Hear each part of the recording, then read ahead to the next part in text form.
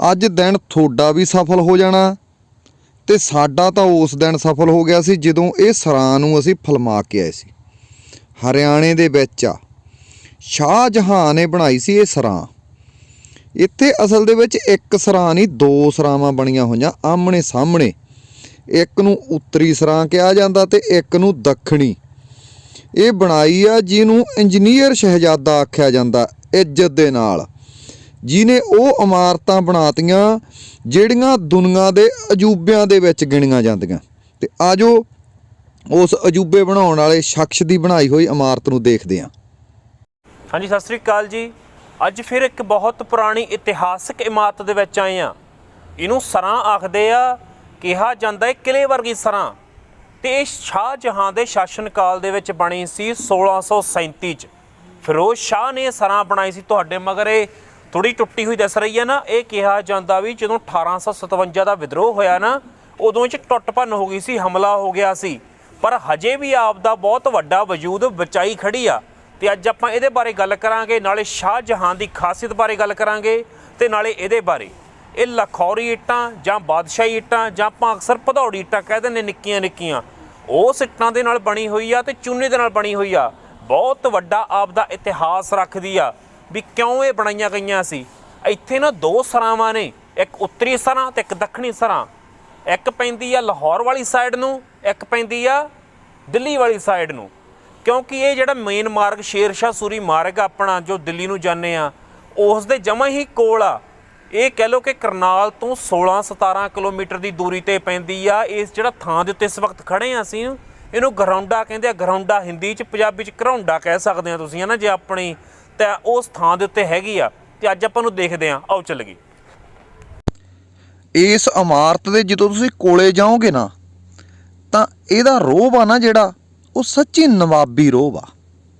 ਬੰਦਾ ਵੇਖ ਕੇ ਹੀ ਇਹ ਗੱਲ ਸਹਿਜ ਹੀ ਕਹਿ ਦੂਗਾ ਕਿ ਯਾਰ ਜੇ ਇਹ ਅੱਜ ਇੰਨੀ ਸੋਹਣੀ ਆ ਤਾਂ ਜਦੋਂ ਇਹ ਬਣੀ ਹੋਊਗੀ, ਜਦੋਂ ਇਹਦੇ ਵਿੱਚ ਬਣਾਉਣ ਵਾਲੇ ਲੋਕ ਰਹਿੰਦੇ ਹੋਣਗੇ ਜਿਹਨੇ ਇੰਨੀ ਸੋਹਣੀ ਬਣਾਈ, ਤੇ ਉਹ ਇਹਨੂੰ ਕਿੰਨਾ ਸਾਫ ਸੁਥਰਾ ਜਾਂ ਕਿੰਨਾ ਵਧੀਆ ਰੱਖਦੇ ਹੋਣਗੇ, ਕਿੰਨੀਆਂ ਵਧੀਆ ਇਹਦੇ ਵਿੱਚ ਸਹੂਲਤਾਂ ਹੋਣਗੀਆਂ, ਉਹ ਚੀਜ਼ ਦਾ ਅੰਦਾਜ਼ਾ ਇੱਥੇ ਪਹੁੰਚ ਕੇ ਲਾਇਆ ਜਾ ਸਕਦਾ।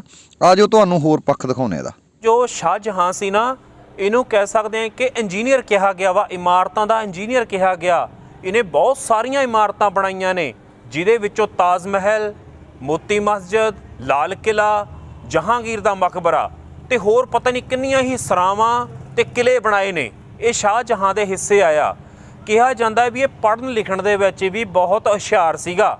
ਕਿਹਾ ਜਾਂਦਾ ਵੀ ਅਕਬਰ ਦੇ ਅਧੀਨ ਰਹਿ ਕੇ ਇਹਨੇ ਸਿੱਖਿਆ, ਉਹਦੀ ਨਿਗਰਾਨੀ ਦੇ ਵਿੱਚ ਇਹਨੇ ਸਿੱਖਿਆ ਪ੍ਰਾਪਤ ਕੀਤੀ ਸੀ ਪੜ੍ਹਾਈ ਦੀ। ਉਰਦੂ, ਫਾਰਸੀ, ਹਿੰਦੀ ਵੀ ਜਾਣਦਾ ਸੀਗਾ ਇਹ। ਤੇ ਕਹੋ ਕਿ ਬਹੁਤ ਵਿਦਵਾਨ ਕਿਸਮ ਦਾ ਬੰਦਾ ਸੀ।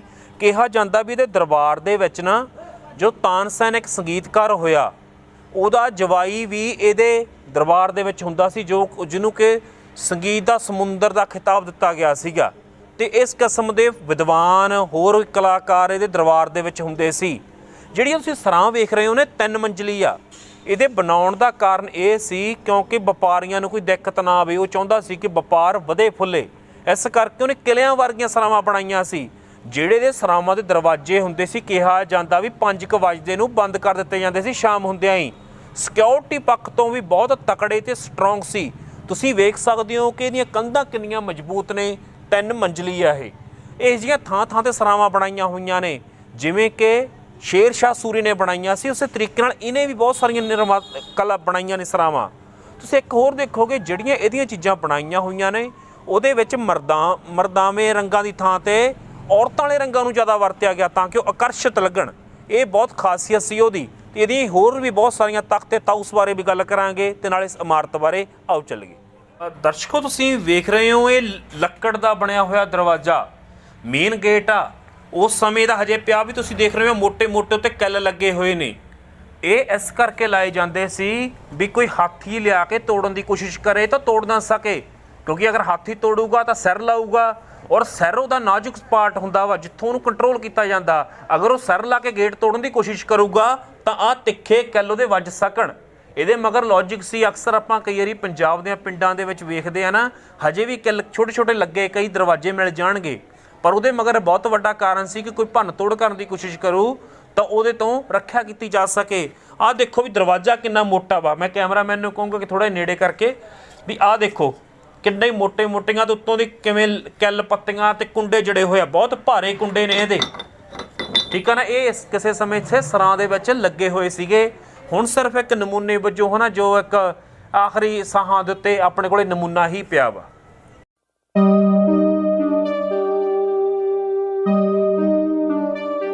ਦਰਸ਼ਕੋ, ਇੱਕ ਨਾ ਤੁਹਾਨੂੰ ਖਾਸ ਗੱਲ ਦੱਸਦੇ ਹਾਂ ਵੀ ਇਹਦਾ ਜਨਮ ਲਾਹੌਰ ਦੇ ਵਿੱਚ ਹੋਇਆ ਸੀਗਾ, ਜੋਧਾ ਬਾਈ ਦੀ ਕੁੱਖੋਂ, ਜੋ ਕਿ ਰਾਜਪੂਤਾਂ ਦੀ ਕੁੜੀ ਸੀ ਤੇ ਇਹਦੇ ਪਿਓ ਦਾ ਨਾਂ ਸੀ ਜਹਾਂਗੀਰ। ਤੇ ਜਹਾਂਗੀਰ ਬਾਦਸ਼ਾਹ ਕਹ ਲਓ ਕਿ ਸਭ ਤੋਂ ਵੱਧ ਪਿਆਰ ਸਹਿਜ਼ਾਦਾ ਸ਼ਾਹਜਹਾਂ ਨੂੰ ਹੀ ਕਰਦਾ ਸੀਗਾ ਤੇ ਸਭ ਤੋਂ ਵੱਧ ਨੇੜੇ ਸਮਝਦਾ ਸੀ, ਕਿਉਂਕਿ ਖੁਸਰੋ ਵੀ ਉਸ ਸਮੇਂ ਬਾਗੀ ਹੋ ਚੁੱਕਿਆ ਸੀਗਾ। ਇਸ ਕਰਕੇ ਇਹਨੂੰ ਹੀ ਪਿਆਰ ਕੀਤਾ ਜਾਂਦਾ ਸੀ ਜ਼ਿਆਦਾ, ਤੇ ਇਸੇ ਕਰਕੇ ਆਖਰ ਦੇ ਵਿੱਚ ਗੱਦੀ ਵੀ ਇਹਨੂੰ ਹੀ ਮਿਲੀ ਸੀਗੀ, ਕਿਉਂਕਿ ਇਹਨੇ ਜਿਹੜੀ ਗੱਦੀ ਪ੍ਰਾਪਤ ਕੀਤੀ ਸੀ ਨਾ, ਆਪਦੇ ਸਾਰੇ ਰਿਸ਼ਤੇਦਾਰਾਂ ਨੂੰ, ਚਾਚਿਆਂ ਦੇ ਮੁੰਡੇ ਭਤੀਜਿਆਂ ਨੂੰ, ਭਰਾਵਾਂ ਨੂੰ ਕਤਲ ਕਰਨ ਤੋਂ ਬਾਅਦ, ਖੂਨ ਨਾਲ ਹੱਥ ਰੰਗਣ ਤੋਂ ਬਾਅਦ ਇਹਨੂੰ ਗੱਦੀ ਮਿਲੀ ਸੀ। ਕਿਉਂਕਿ ਇਹ ਗੱਲ ਇਉਂ ਆ ਕਿ ਜਿੰਨੇ ਵੀ ਤੈਮੂਰ ਦਾ ਪਰਿਵਾਰ ਹੋਇਆ, ਬਾਦਸ਼ਾਹ ਤੈਮੂਰ ਸਭ ਤੋਂ ਵੱਡਾ ਜੋ ਪੁਰਾਣਾ ਇਹਨਾਂ ਦੇ ਖਾਨਦਾਨ 'ਚ ਹੋਇਆ, ਜਿਹਨੇ ਵੀ ਗੱਦੀ ਦੇ ਉੱਤੇ ਹੱਕ ਜਮਾਇਆ, ਉਹਨੇ ਕਹ ਲਓ ਕਿ ਧੱਕੇ ਨਾਲ ਗੱਦੀ ਖੋਹੀ ਆ, ਤੇ ਆਪਦਾ ਅਧਿਕਾਰ ਵੀ ਸਮਝਦੇ ਸੀ ਕਿ ਹੱਕ ਵੀ ਸਮਝਦੇ ਸੀ ਵੀ ਜੇ ਗੱਦੀ ਲੈਣੀ ਆ ਤਾਂ ਧੱਕੇ ਨਾਲ ਹੀ ਲੈਣੀ ਆ। ਤੇ ਸ਼ਾਹਜਹਾਂ ਬਾਕੀ ਜਹਾਂਗੀਰ ਨੂੰ ਪਿਆਰ ਵੀ ਬਹੁਤ ਕਰਦਾ ਸੀ। ਇਹਦਾ ਜਨਮ 1592 ਈਸਵੀ ਦੇ ਵਿੱਚ ਹੋਇਆ ਸੀਗਾ ਤੇ ਚੰਗੀ ਜ਼ਹਿਨੀਅਤ ਦਾ ਮਾਲਕ ਵੀ ਸੀਗਾ। ਇੱਕ ਨਾ ਇਹਦੇ ਦਿਮਾਗ ਦੇ ਵਿੱਚ ਹੋਰ ਬਹੁਤ ਵੱਡਾ ਖਿਆਲ ਆਇਆ ਸੀ ਵੀ ਜਿੱਥੇ ਇਹਨਾਂ ਦਾ ਪਿੱਛਾ ਸੀ ਮੁਗਲਾਂ ਦਾ, ਸਮਰਕੰਦ, ਮੱਧ ਏਸ਼ੀਆ, ਇਹ ਉੱਥੋਂ ਨੂੰ ਫਤਿਹ ਵੀ ਕਰਨਾ ਚਾਹੁੰਦਾ ਸੀ। ਇਸ ਕਰਕੇ ਇਹਨੇ ਬਹੁਤ ਸਾਰੀ ਫੌਜ ਔਰੰਗਜ਼ੇਬ ਦੇ ਅਧੀਨ ਕਰਕੇ ਸਮਰਕੰਦ ਜਿੱਤਣ ਲਈ ਵੀ ਭੇਜੀ, ਜਿੱਥੇ ਕਿ ਇਹਨੂੰ ਕਰੋੜਾਂ ਦਾ ਨੁਕਸਾਨ ਹੋਇਆ ਸੀ ਤੇ ਫੌਜ ਵੀ ਬਹੁਤ ਮਰ ਗਈ ਸੀ। ਪਰ ਫਿਰ ਵੀ ਮੱਧ ਏਸ਼ੀਆ ਨੂੰ ਇਹ ਕਾਬੂ ਨਹੀਂ ਕਰ ਸਕਿਆ ਤੇ ਉਲਟਾ ਭਾਰਤ ਦੀ ਉਸ ਸਮੇਂ ਸਲਤਨਤ ਸੀ, ਮੁਗਲ ਸਲਤਨਤ, ਇਹਦੀ ਬਦਨਾਮੀ ਵੀ ਦੁਨੀਆ ਦੇ ਵਿੱਚ ਹੋ ਗਈ ਸੀ। ਭਾਈ ਤੁਸੀਂ ਤਾਂ ਕਾਮਯਾਬ ਨਹੀਂ ਹੋਏ। ਮਤਲਬ ਇਸ ਕਿਸਮ ਦਾ ਵੀ ਇਹਦੇ ਮਨ ਦੇ ਵਿੱਚ ਖਿਆਲ ਸੀਗਾ ਕਿ ਮੈਂ ਆਪਦੀ ਜੱਦੀ ਰਿਆਸਤ ਨੂੰ ਕਹ ਲਓ ਕਿ ਜੱਦੀ ਖਾਨਦਾਨ ਨੂੰ ਫਿਰ ਦੁਬਾਰੇ ਪ੍ਰਾਪਤ ਕਰਾਂ, ਜੋ ਖਾਨਦਾਨ ਦੀ ਉਸ ਸਮੇਂ ਚੜ੍ਹਤ ਸੀ ਮੁਗਲਾਂ ਦੀ, ਕਿਉਂਕਿ ਮੱਧ ਏਸ਼ੀਆ ਦੇ ਵਿੱਚ ਉਸੇ ਵਿਕਾਰ ਨੂੰ ਫਿਰ ਬਣਾਉਣਾ ਚਾਹੁੰਦਾ ਸੀ। ਪਰ ਇਹ ਸਫਲ ਨਹੀਂ ਸੀ ਹੋਇਆ, ਇਹਨੂੰ ਬਹੁਤ ਮਹਿੰਗੀ ਪਈ ਸੀ ਉਹ ਨੀਤੀ।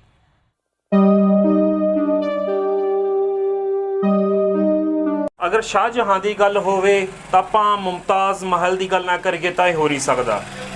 ਜਿਹੜੀ ਮੁਮਤਾਜ਼ ਮਹਿਲ ਸੀ, ਇਹਦਾ ਨਾਂ ਸੀਗਾ ਅਰਜ਼ਮੰਦ ਬਾਨੋ ਬੇਗਮ। ਅਰਜ਼ਮੰਦ ਬਾਨੋ ਬੇਗਮ ਇਹ ਨੂਰ ਜਹਾਂ ਦੀ ਭਤੀਜੀ ਸੀ, ਠੀਕ ਆ ਨਾ। ਤੇ ਇਹਦਾ ਵਿਆਹ ਸ਼ਾਹਜਹਾਂ ਦੇ ਨਾਲ ਹੋਇਆ ਸੀ, ਇਹ ਦੂਜੀ ਪਤਨੀ ਸੀ ਸ਼ਾਹਜਹਾਂ ਦੀ। ਫਿਰ ਇਹਦੇ ਗਾਂ 3 ਜਵਾਕ ਸੀ ਤੇ ਗਾਂ ਮੁਮਤਾਜ਼ ਨੂੰ ਇੰਨਾ ਇਹ ਮੁਹੱਬਤ ਕਰਦਾ ਸੀ ਕਿ ਇਹਨੇ 10 ਲੱਖ ਤਾਂ ਪੈਨਸ਼ਨ ਲਾਈ ਹੋਈ ਸੀ, ਭਾਈ ਤੂੰ ਖਰਚ ਲਿਆ ਕਰ, ਮਤਲਬ ਮਿੱਤਰਾਂ ਦੇ ਖਰਚੇ ਤੇ ਮੌਜਾਂ ਕਰ। ਤੇ ਉਹ ਦੂਜਾ ਸਭ ਤੋਂ ਵੱਡਾ ਕਾਰਨ ਕਿ ਆਪਦੇ ਜਦੋਂ ਸ਼ਾਹੀ ਮੋਹਰ ਹੁੰਦੀ ਆ ਨਾ, ਜਿਹਦੇ ਤੇ ਸਟੈਂਪ ਲੱਗਦੀ ਆ, ਉਹ ਵੀ ਮੁਮਤਾਜ਼ ਮਹਿਲ ਨੂੰ ਦਿੱਤੀ ਸੀ ਨੇ। ਕਹਿੰਦਾ ਵੀ ਕਿ ਮਤਲਬ ਇੰਨਾ ਉਹਦੇ ਤੇ ਯਕੀਨ ਕਰਦਾ ਸੀਗਾ। ਆਖਰ ਦੇ ਵਿੱਚ ਜੋ ਇਹਦਾ ਸਮਾਂ ਬੀਤਿਆ ਨਾ, ਇਹਦੀ ਨਿਗਾਹ ਤਾਜ ਮਹਿਲ ਦੇ ਵੱਲ ਸੀ। ਜਦੋਂ ਮੁਮਤਾਜ਼ ਦੀ ਮੌਤ ਹੋਈ, ਤਕਰੀਬਨ ਉਦੋਂ 14ਵਾਂ ਬੱਚਾ ਪੈਦਾ ਹੋਇਆ ਸੀ ਤੇ ਕਮਜ਼ੋਰ ਹੋ ਗਈ ਸੀ, ਜਿਹਦੇ ਕਰਕੇ ਉਹਦੀ ਮੌਤ ਹੋ ਗਈ ਸੀ ਕਮਜ਼ੋਰੀ ਦੇ ਕਰਕੇ। ਤੇ ਫਿਰ ਉਹਦੀ ਯਾਦ ਦੇ ਵਿੱਚ ਹੀ ਤਾਜ ਮਹਿਲ ਬਣਾਇਆ ਸੀ। ਜਦੋਂ ਸ਼ਾਹਜਹਾਂ ਦਾ ਆਖਰੀ ਵੇੜਾ ਸੀ, ਕਿਹਾ ਜਾਂਦਾ ਵੀ ਇਹ ਤਾਜ ਮਹਿਲ ਦੇ ਵੱਲ ਹੀ ਝਾਕ ਰਿਹਾ ਸੀ ਤੇ ਉਹਦੀ ਵਸੀਅਤ ਦੇ ਮੁਤਾਬਕ ਉਹਨੂੰ ਤਾਜ ਮਹਿਲ ਦੇ ਨੇੜੇ ਹੀ ਦਫਨਾ ਦਿੱਤਾ ਗਿਆ ਸੀਗਾ। ਮਤਲਬ ਜਿਸ ਸਮੇਂ ਦੀ ਚੜ੍ਹਤ ਸੀ ਸ਼ਾਹਜਹਾਂ ਦੀ, ਇਹਦਾ ਅੰਤ ਬਹੁਤ ਦੁਖਦਾਈ ਤੇ ਤਰਸਯੋਗ ਹਾਲਤ ਦੇ ਵਿੱਚ ਹੋਇਆ।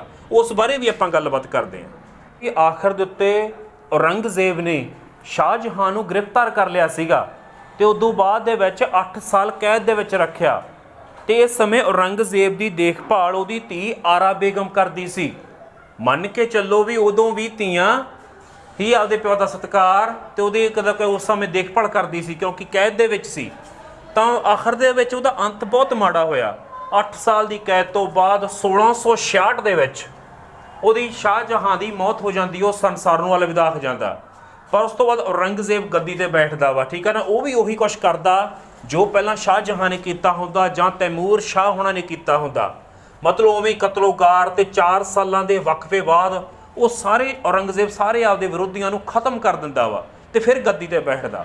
ਸੋ ਇਹਦੇ ਨਾਲ ਹੋਰ ਵੀ ਮੈਂ ਤੁਹਾਨੂੰ ਦੱਸ ਦਿਆਂ ਵੀ ਸ਼ਾਹਜਹਾਂ ਦੀ ਸਾਡੇ ਗੁਰੂ ਸਾਹਿਬਾਨ 6ਵੇਂ ਪਾਤਸ਼ਾਹ ਹਰਗੋਬਿੰਦ ਸਾਹਿਬ ਨਾਲ ਵੀ ਲੜਾਈਆਂ ਹੋਈਆਂ ਸੀ 4 ਲੜਾਈਆਂ। ਉਹ ਵੀ ਆਪਾਂ ਵੱਖਰਾ ਇਤਿਹਾਸ ਅਲੱਗ ਤੋਂ ਦੱਸਾਂਗੇ ਤੁਹਾਨੂੰ ਕਿਸੇ ਹੋਰ ਸੰਦਰਭ ਦੇ ਵਿੱਚ, ਹੋਰ ਵੀਡੀਓ ਦੇ ਵਿੱਚ। ਪਰ ਇਹਦੇ ਅੱਜ ਆਪਾਂ ਸ਼ਾਹਜਹਾਂ ਬਾਰੇ ਗੱਲ ਕਰਦੇ ਹਾਂ। ਸ਼ਾਹਜਹਾਂ ਨੇ ਜਿਵੇਂ ਕਹ ਲਓ ਕਿ ਲਾਲ ਕਿਲ੍ਹਾ ਬਣਾਇਆ, ਇਹ ਜਮਨਾ ਨਦੀ ਦੇ ਕਿਨਾਰੇ ਬਣਾਇਆ ਸੀਗਾ ਤੇ ਕਹ ਲਓ ਕਿ ਇਹਨੂੰ 8 ਸਾਲ ਲੱਗੇ ਸੀ ਤੇ ਕਰੋੜਾਂ ਦਾ ਖਰਚ ਆ ਗਿਆ ਸੀ ਇਹਨੂੰ ਬਣਾਉਣ ਦੇ ਵਿੱਚ। ਬਹੁਤ ਖੂਬਸੂਰਤ ਮਹਿਲ ਬਣਾਏ ਗਏ ਸੀ ਉਹਦੇ ਵਿੱਚ ਤੇ ਉਹ ਅਜੇ ਵੀ ਸ਼ਾਨੋ ਸ਼ੌਕਤ ਦਾ ਪ੍ਰਤੀਕ ਆ। ਇੱਕ ਬਹੁਤ ਵੱਡੀ ਗੱਲ ਇਹਨੇ ਬਣਾਈ ਸੀ ਕਿ ਤਖਤ ਤਾਊਸ, ਇਹਦਾ ਇਤਿਹਾਸ 'ਚ ਬਹੁਤ ਵੱਡਾ ਨਾਂ। ਕਹਿ ਲਓ ਕਿ ਇਹਦੇ ਉੱਤੇ ਕਰੋੜਾਂ ਰੁਪਈਆ ਖਰਚ ਹੋ ਗਿਆ ਸੀ ਬਣਾਉਣ ਦੇ ਵਿੱਚ।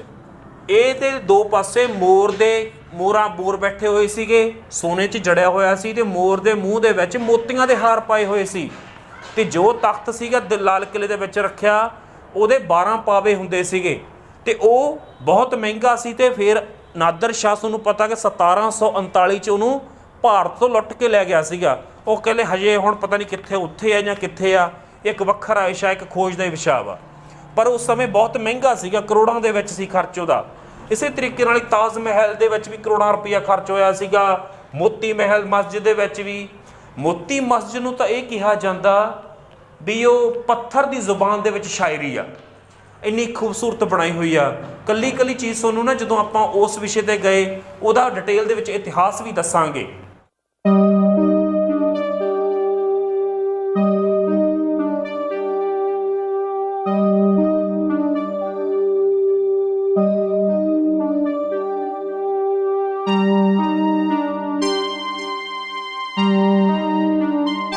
ਦਰਸ਼ਕੋ ਦੇਖੋ ਵੀ ਇਹ 3 ਮੰਜ਼ਲੀ ਸੀ ਹੈ ਨਾ, ਤੇ ਇਸ ਸਮੇਂ ਇਹ ਥੋੜੇ ਜਿਹੇ ਪਿੱਲਰ ਡਿੱਗਦੀ ਜਾਂਦੀ ਆ ਤੇ ਆਹ ਪਾਸਾ ਤਬਾਹ ਹੋ ਚੁੱਕਿਆ। ਜਿਵੇਂ ਕਿ ਤੁਹਾਨੂੰ ਮੈਂ ਪਹਿਲਾਂ ਦੱਸਿਆ ਸੀ ਵੀ 1857 ਦੇ ਵਿਦਰੋਹ ਵੇਲੇ ਇੱਕ ਭੰਨ ਤੋੜ ਹੋਈ ਸੀਗੀ ਤੇ ਚਲੋ ਕਿ ਚੂਨੇ ਤੇ ਗੁੜ ਦਾ ਸੁਮੇਲ ਹੁੰਦਾ ਸੀ ਜਦੋਂ ਇਹ ਲਾਈਆਂ ਜਾਂਦੀਆਂ ਸੀ। ਉਸ ਸਮੇਂ ਦੀਆਂ ਇੱਟਾਂ ਉਵੇਂ ਪਈਆਂ ਹਨਾ, ਥੋੜੀ ਸੰਭਾਲ ਕੀਤੀ ਹੋਈ ਆ। ਹਰਿਆਣਾ ਵਿਭਾਗ ਦੇ ਜੋ ਟੂਰਿਜ਼ਮ ਵਿਭਾਗ ਹੁੰਦਾ ਜਾਂ ਪੁਰਾਤਨ ਵਿਭਾਗ ਆ, ਉਹਨੇ ਸਾਂਭ ਕੇ ਰੱਖੀ ਹੋਈ ਆ। ਆਹ ਦਿਖਾਵਾਂ ਤੁਹਾਨੂੰ ਪਿੱਲਰ ਕਿੰਨੇ ਸੋਹਣੇ ਨੇ ਇਹਦੇ। ਆਹ ਦੇਖੋ ਨਿੱਕੀਆਂ ਨਿੱਕੀਆਂ ਇੱਟਾਂ ਨੂੰ ਘੜ ਕੇ ਨਾ ਪੂਰੇ ਖੂਬਸੂਰਤ ਬਣਾਏ ਹੋਏ ਆ। ਡਬਲ ਪਿੱਲਰ ਆ, ਮਤਲਬ ਕੱਚਾ ਕੰਮ ਤਾਂ ਜਮੇ ਹੀ ਨਹੀਂ। ਲਾ ਲਓ ਹਿਸਾਬ ਵੀ ਸਦੀਆਂ ਬੀਤ ਗਈਆਂ ਤੇ ਹਜੇ ਤੱਕ ਵੀ ਸਲਾਮਤ ਆ ਤੇ ਉਨੀ ਹੀ ਖੂਬਸੂਰਤ ਆ ਹਨਾ। ਛੱਤਾਂ ਵੀ ਮਜ਼ਬੂਤ ਨੇ, ਕਿਤੋਂ ਕੋਈ ਚੌਂਦੀਆਂ ਨਹੀਂ, ਛੱਤਾਂ ਵੀ ਉਵੇਂ ਗੁਲਾਈਦਾਰ ਨੇ, ਗੁੰਬਦ ਦੇ ਵਿੱਚ ਆ। ਇੱਕ ਮੈਂ ਦੱਸਦਾ ਵੀ ਚਤੁਰਭੁਜ ਆਕਾਰ ਆ ਇਹਦਾ, ਮਤਲਬ 4 ਖੁੰਨੇ ਆ ਚਤੁਰਭੁਜ। ਉਸ ਹਿਸਾਬ ਤੇ ਚਤੁਰਭੁਜ ਦੇ ਆਕਾਰ ਦੇ ਵਿੱਚ ਸਕੇਅਰ ਦੇ ਵਿੱਚ ਬਣਾਈ ਗਈ ਆ। ਬਹੁਤ ਤਕੜੀ ਕਲਾਕਾਰੀ ਸੀ, ਠੀਕ ਹੈ ਨਾ, ਉਹਨਾਂ ਉਸ ਸਮੇਂ ਦੇ ਇੰਜੀਨੀਅਰਿੰਗ ਦੇ ਵਿੱਚ। ਬਾਕੀ ਜਦੋਂ ਬਾਦਸ਼ਾਹੀ ਕਹਿ ਲਓ ਕਿ ਉਹਨੂੰ ਸ਼ਹਿਜ਼ਾਦਾ, ਇੰਜੀਨੀਅਰਿੰਗ ਦਾ ਸ਼ਹਿਜ਼ਾਦਾ ਜਾਂ ਇਮਾਰਤਾਂ ਦਾ ਸ਼ਹਿਜ਼ਾਦਾ ਕਿਹਾ ਜਾਂਦਾ, ਤਾਂ ਫਿਰ ਇਹ ਚੀਜ਼ਾਂ ਕਮਾਲ ਤਾਂ ਹੋਣੀਆਂ ਹੀ ਸੀ। ਸਾਗ ਨਾ ਭਾਵੇਂ ਕਿੰਨਾ ਮਰਜ਼ੀ ਸਵਾਦ ਬਣਿਆ ਹੋਵੇ, ਪਰ ਜਿੰਨਾ ਚਿਰ ਨਾ ਤੜਕਾ ਨਾ ਲੱਗੇ ਉਹਨਾਂ ਚਿਰ ਗੱਲ ਨਹੀਂ ਬਣਦੀ। ਤੇ ਬਾਈ ਬਣ ਕੇ ਨਾ ਹੁਣ ਤੜਕਾ ਲਾਉਣਾ ਜਿਹੜਾ ਉਹ ਤੁਸੀਂ ਲਾਉਣਾ ਸ਼ੇਰ ਵਾਲਾ। ਜੇ ਤੁਸੀਂ ਲਾ ਦਿਓ ਤਾਂ ਫਿਰ ਇਹ ਤਾਂ ਸਵਾਦ ਬਣ ਹੀ ਜਾਊਗੀ ਨਾ ਗੱਲਬਾਤ, ਤੇ ਫਿਰ ਅਗਲੀ ਵਾਰ ਨੂੰ ਵੀ ਸਵਾਦ ਆ ਜਾਂਦਾ। ਜਿਵੇਂ ਆਪਾਂ ਕਹਿ ਨਹੀਂ ਦਿੰਦੇ ਹੁੰਦੇ, ਆਪਾਂ ਘਰੇ ਗੱਲਬਾਤ ਕਰਦੇ ਹੁੰਦੇ ਸੁੱਤੇ ਹੀ ਬੈਠੇ ਵੀ ਭਾਈ ਜੇ ਹੁਣ ਜਵਾਕ ਜੱਲੇ ਨੇ ਤੁਹਾਡੇ ਨੇ ਸਬਜ਼ੀ ਬਣਾਈ ਹੋਵੇ ਤਾਂ ਕਹਿ ਦਿਓ ਬਹੁਤ ਵਧੀਆ ਬਣੀ ਆ, ਤੇ ਫਿਰ ਬੰਦਾ ਜਵਾਕ ਦੂਣਾ ਹੋ ਕੇ ਕੰਮ ਕਰਦਾ ਅਗਲੀ ਵਾਰ ਨੂੰ। ਤੇ ਆਈ ਆ ਬਾਈ ਬਣ ਕੇ ਕਮੈਂਟ ਕਰ ਦਿਓ ਤੇ ਸ਼ੇਅਰ ਮਾਰ ਦਿਓ, ਇੰਨੇ ਨਾਲ ਅਸੀਂ ਦੂਣੇ ਹੋ ਕੇ ਕੰਮ ਕਰਾਂਗੇ। ਤੁਸੀਂ ਨਾ ਮੇਰੇ ਮਗਰ ਦੇਖ ਰਹੇ ਹੋ ਇਹ ਨਿਗਰਾਨੀ ਟਾਵਰ ਆ, ਦੂਰ ਦੂਰ ਨਿਗਾਹ ਰੱਖਣ ਦੇ ਲਈ। ਦੂਜਾ ਇਹਦੇ ਵਿੱਚ ਇਹ ਆ ਕਿ ਬੈਰਲ ਨਾਲੀ ਦੀ ਹਥਿਆਰ ਦੀ ਪਾ ਕੇ ਨਿਸ਼ਾਨਾ ਲਾਉਣ ਨੂੰ ਕੋਈ ਫੌਜ ਹਮਲਾ ਕਰਦੀ ਹੈ ਤਾਂ ਉਹਨੂੰ ਗੋਲੀ ਦੇ ਨਾਲ ਜਾਂ ਕਿਸੇ ਤਰੀਕੇ ਨਾਲ ਰੋਕਿਆ ਜਾ ਸਕੇ, ਦੂਰਬੀਨਾਂ ਦੇ ਨਾਲ ਨਿਗਾਹ ਰੱਖੀ ਜਾ ਸਕੇ। ਮਤਲਬ ਉਸ ਕਿਸਮ ਦਾ ਇਹ CA4 ਵਿੱਚ ਛੋਟੇ ਛੋਟੇ ਜਿਹੇ ਸੁਰਾਖ ਵੀ ਦਿੱਤੇ ਹੋਏ ਆ, ਉਹਨਾਂ ਦਾ ਬਹੁਤ ਵੱਡਾ ਰੋਲ ਆ। ਤੁਸੀਂ ਵੇਖੋਗੇ ਉਹਨਾਂ ਸੁਰਾਖਾਂ ਦੇ ਬਾਹਰ ਦੇ ਵਾਰ ਇੱਕ ਕਲਕ ਉਹਦੇ 'ਤੇ ਛੱਤੇ ਜੇ ਪਾਏ ਹੋਏ ਆ, ਮਤਲਬ ਥੋੜੀ ਘਣੀ ਵੀ ਵਾਛੜ ਦਾ ਅੰਦਰ ਜਾ ਸਕੇ, ਕਿਉਂਕਿ ਬਰੂਦ ਸਿੱਲਾ ਨਾ ਹੋ ਸਕੇ, ਨਾਲਾਂ 'ਚ ਸਿੱਲ ਨਾ ਜਾ ਸਕੇ। ਤੇ ਦੂਜੀ ਮੈਂ ਗੱਲ ਕਹੂੰਗਾ ਵੀ ਹੁਣ ਤੱਕ ਅਸੀਂ ਜਿੰਨੀਆਂ ਵੀ ਇਮਾਰਤਾਂ ਬਣਵਾਈਆਂ, ਭਾਵੇਂ ਉਹ ਪੰਜਾਬ ਸੀ ਜਾਂ ਕੋਈ ਹੋਰ ਸਟੇਟ ਸੀ, ਸਭ ਤੋਂ ਵੱਧ ਕੋਆਪਰੇਟ ਇਸ ਸਟਾਫ ਨੇ ਕੀਤਾ ਸਾਨੂੰ। ਇਹ ਹੈਗਾ ਘਰੌਂਡਾ ਦੇ ਵਿੱਚ, ਕਰਨਾਲ ਤੋਂ 20 ਕਿਲੋਮੀਟਰ ਦਿੱਲੀ ਵੱਲ ਸਾਈਡ ਨੂੰ ਜਾਂਦਿਆਂ ਨੂੰ, ਤੇ ਉੱਥੇ ਪੈਂਦਾ ਘਰੌਂਡਾ ਏਰੀਆ। ਉੱਥੋਂ ਦਾ ਸਟਾਫ ਨੇ ਬੜਾ ਕੋਆਪਰੇਸ਼ਨ ਕੀਤਾ ਤੇ ਮੈਂ ਚਾਹੂੰਗਾ ਜਿੰਨੇ ਵੀ ਪੰਜਾਬੀ ਸਾਡੇ ਦਿੱਲੀ ਗਏ ਹੋਏ ਆ ਜਾਂ ਕੋਈ ਆਉਂਦੇ ਜਾਂਦੇ, ਜਮਾਂ ਹੀ GT ਰੋਡ ਦੇ ਨਾਲ, ਮੇਨ ਰੋਡ ਤੋਂ ਸਿਰਫ ਕਲਬ ਨਾਲ ਹੀ ਆ ਮੁਗਲੀਆ ਸਰਾਂ ਗੇਟਵੇ, ਮੁਗਲੀਆ ਸਰਾਂ ਪੁੱਛ ਕੇ ਤੁਸੀਂ ਕਿਸੇ ਸਮੇਂ ਵੀ 9 ਤੋਂ 5 ਦੇ ਦਰਮਿਆਨ ਇੱਥੇ ਆ ਸਕਦੇ ਹੋ, ਦੇਖ ਸਕਦੇ ਹੋ, ਤੇ ਬੱਚਿਆਂ ਨੂੰ ਵੀ ਲਾਜ਼ਮੀ ਦਿਖਾਇਓ। ਮਿਹਰਬਾਨੀ।